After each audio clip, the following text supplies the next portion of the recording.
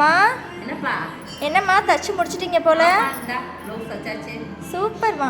நல்லா இருக்கா? இந்தா அதோட சாரி கட்டுறது சொன்னேன்ல. இந்தா அழகா இருக்கு. நல்லா இருக்கா? அந்த சாரி ப்ளவுஸ் எப்படி சூப்பரா இருக்கு. ஆமாப்பா, இப்போ நம்ம இது வெளியில் கொடுத்தோம்னா இதுக்கு நம்ம இது தையக்கூலி கொடுக்கணும்ல.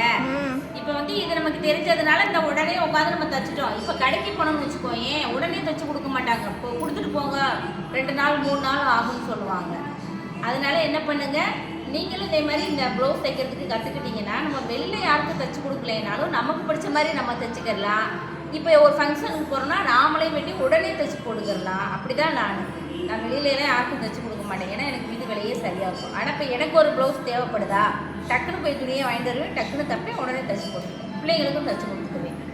ஏன்னா வெளியில் கொடுத்தோன்னா இப்போலாம் தையக்கூலி காசு அதிகமாக கேட்குறாங்க. அதனால் அதையாவது நம்ம மிச்சப்படுத்தலாமே அப்படின்றதுனால அந்த வேலையை நானே செஞ்சுக்குவேன். அது மாதிரி நீங்களும் இந்த மாதிரி தைக்கிறதெல்லாம் பழகிக்கோங்க. பழகிக்கிட்டு நீங்கள் வெளியே தைச்சி கொடுக்குறீங்களோ இல்லையோ, உங்களுக்கானதாக நீங்கள் தைச்சிக்கிட்டீங்கன்னா உங்களுக்கு பிடிச்ச டிசைனில் உங்களுக்கு பிடிச்ச மாதிரி உடனே தைச்சிக்கலாம். இல்லை பிடிச்சிருந்தா லைக் பண்ணுங்கள்.